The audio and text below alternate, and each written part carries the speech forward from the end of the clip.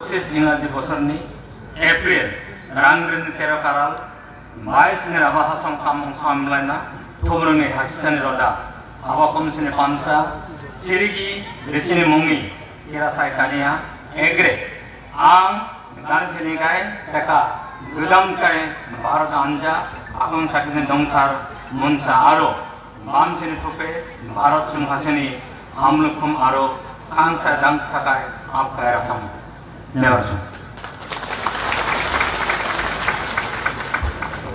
ধন্যবাদ।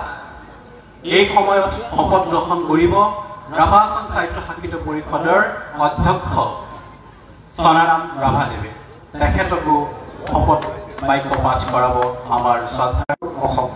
আজি 2025 চনৰ এপ্ৰিল মাহৰ 13 তাৰিখ দেওবাৰে ৰাভা হাছং সাহিত্য শাসিত পৰিষদৰ অধ্যক্ষ হিচাপে ভগৱানৰ নামত শপত খাই কওঁ যে মই আইনৰ দ্বাৰা প্ৰতিষ্ঠিত ভাৰতীয় সংবিধানৰ প্ৰতি প্ৰকৃত বিশ্বাস আৰু আনুগত্য ৰক্ষা কৰি ভাৰতবৰ্ষৰ সাৰ্বভৌমত্ব আৰু অখণ্ডতা বজাই ৰাখিম আৰু মোৰ কৰ্তব্য। ৰাভা হাছং সাহিত্য শাসিত পৰিষদৰ উপাধ্যক্ষা অলকা ৰাভা বাইদেউ, তেখেতকো আমাৰ শ্ৰদ্ধাজী লাইব্ৰেৰীদেৱে শপত বাক্য পাঠ কৰাব।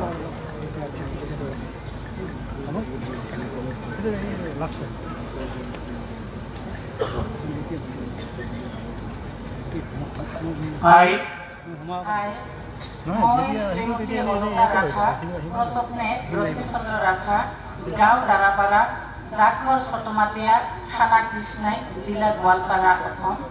আজি 2025 চনৰ এপ্ৰিল মাহৰ 13 তাৰিখ দেওবাৰে ৰাভা হাছং সাহিত্য শাসিত পৰিষদৰ সাধাৰণ উপাধ্যক্ষ হিচাপে ভগৱানৰ নামত শপত খাই কওঁ যে মই আইনৰ দ্বাৰা প্ৰতিষ্ঠিত ভাৰতীয় সংবিধানৰ প্ৰতি প্ৰকৃত বিশ্বাস আৰু আনুগত্য ৰক্ষা কৰি ভাৰতবৰ্ষৰ সাৰ্বভৌমত্ব আৰু অখণ্ডতা বজাই ৰাখিম আৰু মোৰ কৰ্তব্য নিষ্ঠা সহকাৰে পালন কৰিম। ধন্যবাদ।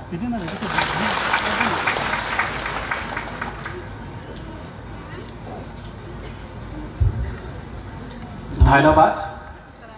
আমি এই সময়ত বাকী যিসকল আমাৰ নৱনিৰ্বাচিত প্ৰতিনিধি আছে আটাইৰে একেলগে এই শপত গ্ৰহণ অনুষ্ঠানটো আমি কৰিম। গতিকে নৱনিৰ্বাচিত প্ৰতিনিধিসকলক ওপৰলৈকে আহিব, ওপৰলৈকে আহিব।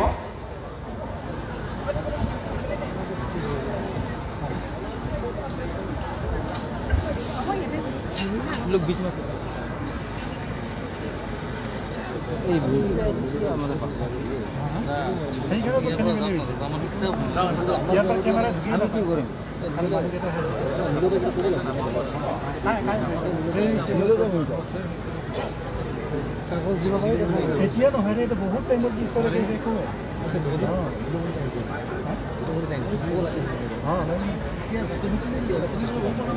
অলপ দূৰ পৰা ল'লে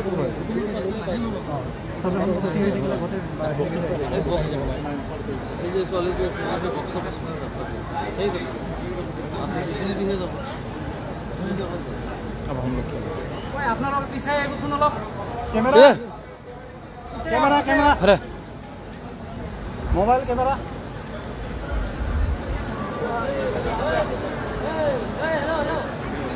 মাঝে থাকো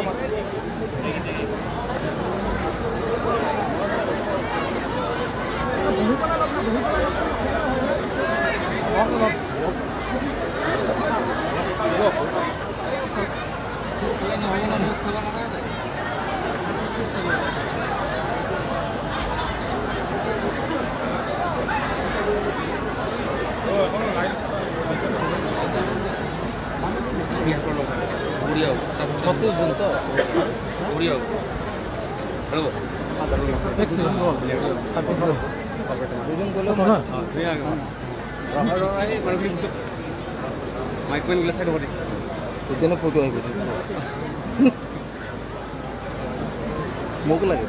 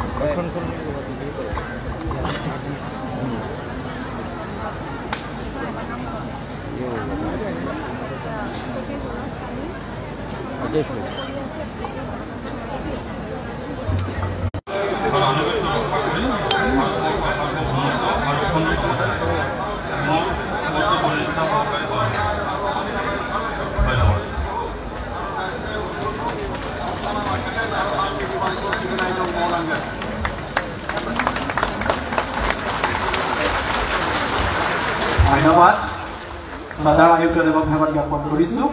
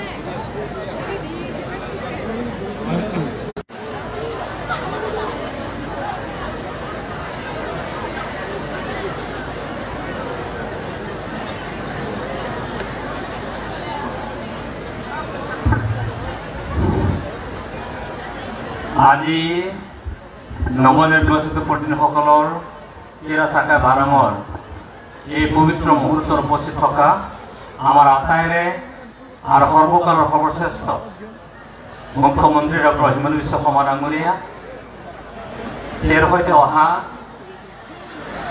অসম চৰকাৰৰ বিভাগীয় মন্ত্ৰী tribal affairs doctor Ranoj Pegu ডাঙৰীয়া আন এগৰাকী অসম চৰকাৰৰ কেবিনেট মন্ত্ৰী জয়ন্ত মল্ল বৰুৱা ডাঙৰীয়া ভাৰতীয় জনতা পাৰ্টিৰ অসম প্ৰদেশৰ সভাপতি দিলীপ শইকীয়া ডাঙৰীয়া আমাৰ স্থানীয় সাংসদ প্ৰতিনিধিসকল মোৰ বিশেষ ক'বলগীয়া নাই যে তিনিটা টাৰ্মৰ কাৰণে একে লেঠাই গোটেই ৰাভা সমাজ কাউন্সিলৰ প্ৰায় 6.5 লাখ জনসাধাৰণে পুনৰবাৰ এনডিএৰ নেতৃত্বত যৌথ সংগ্ৰাম সমিতি ভাৰতীয় জনতা পাৰ্টি আৰু এজিপিৰ নেতৃত্বত পুনৰবাৰ ৰাইজক সেৱা কৰিবৰ কাৰণে যি সুযোগ দিলে তাৰ কাৰণে সৰুতি ৰাইজলৈকে মই বহুত বহুত শুভেচ্ছা কৃতজ্ঞতা জ্ঞাপন কৰিছোঁ নতুন কৰ্মকৰ্তাসকলক অভিনন্দন জ্ঞাপন কৰিছোঁ মুখ্যমন্ত্ৰী মহোদয় নিৰ্বাচনৰ সময়ত আহিছিল আজিও আহিছে তেখেতৰ মাৰ্গদৰ্শনত আহি থকা দিনসমূহত আমি আগবাঢ়ি যাম তাকে আশা প্ৰকাশ কৰিছোঁ পুনৰবাৰ সকলোকে বহুত বহুত ধন্যবাদ আৰু কৃতজ্ঞতা জ্ঞাপন কৰিছোঁ খালি এটা অনুৰোধ থাকিল মোৰ নিৰ্বাচিত প্ৰতিনিধিসকলক যে এই আগন্তুক দিনত মই আশা প্ৰকাশ কৰিম যে সকলোকে বহুত বহুত ধন্যবাদ আৰু কৃতজ্ঞতা জ্ঞাপন কৰি মোৰ ক'বলগীয়াখিনি মই ইমানতে সামৰি মাৰিছোঁ ধন্যবাদ নেমৰেচাম নেগলেংথুম মিঠালা ধন্যবাদ ধন্যবাদ CM ছাৰ মহোদয় এই সময়ত আমাৰ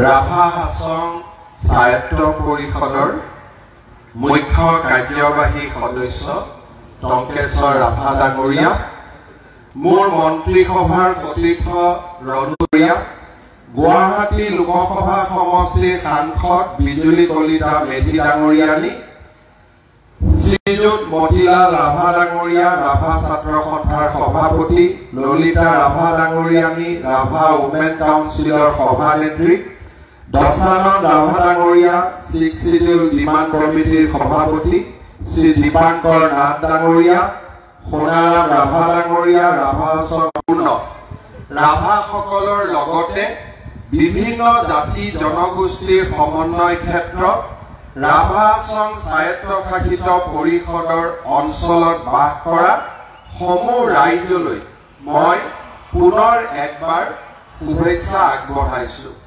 বহাগ বিহু আহি আছে। আপোনালোক ৰাভা আছং অট'নমাছ কাউন্সিলত ভোটদান কৰিছিল। ইয়াৰ পৰা এটা কথা বুজা যায় যে এইবাৰ কামৰূপ আৰু গোৱালপাৰা অকল ৰাভা নহয়, প্ৰতিটো জাতি জনগোষ্ঠীয়ে আনন্দ আৰু উৎসাহৰ মাজেৰে ৰাভা আছং অট'নমাছ কাউন্সিলৰ নিৰ্বাচনত যোগদান কৰিছিল।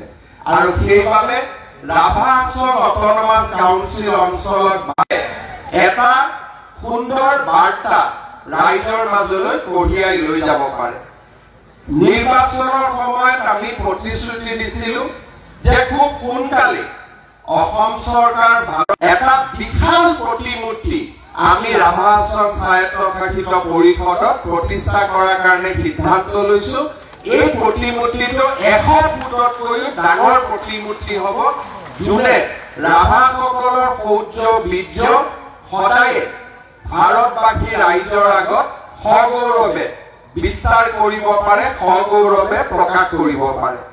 ৰাভা যিসকল লোক ৰাভা আছঙৰ বাহিৰত বাস কৰে তেওঁলোকক মই আগতে কৈ যোৱা 15 আগষ্টৰ আগতে সুমীমাংসা কৰি সেই প্ৰতিশ্ৰুতিও মই আজি আপোনালোকৰ ওচৰত দিব বিচাৰিছো। চতুৰ্থতে ৰাভা আছঙত 36 গৰাকী কাউন্সিলৰক ৰাইজে ভোটদান কৰিছে আৰু 36টা সমষ্টিতে উন্নতি হ'ব লাগে। কিন্তু ৰাভা আছঙৰ সীমিত সুবিধাৰ বাবে তেওঁলোকে সকলো জায়গাতে উন্নতি কৰিব নোৱাৰে। মই ইলেকশ্যনৰ পিছত ৰাভা আছঙৰ 36টা সমষ্টিৰ বাবে পৃথকে 35x2-3-4 যি হয় আমি এটা ভাল টকা এটা আমি আপোনালোকক দিম, যাতে একেবাৰে মেঘালয় সীমাৰ পৰা ৰাণীলৈকে প্ৰত্যেকটো সমষ্টিতে আমি কিবা এটা নহয় কিবা এটা আমি ভাল কাম কৰিব পাৰো। সেই প্ৰতিশ্ৰুতিও মই আজি ৰাইজৰ আগত দাঙি ধৰিছো। পুনৰ এবাৰ আমাৰ ভাৰতীয় জনতা পাৰ্টি ৰাভা আছং যৌথ স্বায়ত্তশাসিত পৰিষদৰ ৰাভা আছং যৌথ সংগ্ৰাম সমিতিক সুন্দৰ বিজয়ৰ বাবে মই ধন্যবাদ জনাইছো আৰু লগতে আন যিসকল দল বা নিৰ্দলীয় প্ৰাৰ্থী বিজয়ী হৈছে তেওঁলোককো মই অভিনন্দন জনাইছো। পুনৰ এবাৰ এই সুন্দৰ বিজয়ৰ বাবে মই ৰাভা আছং যৌথ সংগ্ৰাম সমিতি আৰু মুখ্য কাৰ্যবাহী সদস্য টংকেশ্বৰ ৰাভা ডাঙৰীয়াক অভিনন্দন জনাইছো। ভাৰতীয় জনতা পাৰ্টিৰ সুন্দৰ ফলাফলৰ বাবে আমাৰ দলৰ সভাপতি দিলীপ শইকীয়া ডাঙৰীয়াক অভিনন্দন জনাইছো আৰু যি যি ৰাজনৈতিক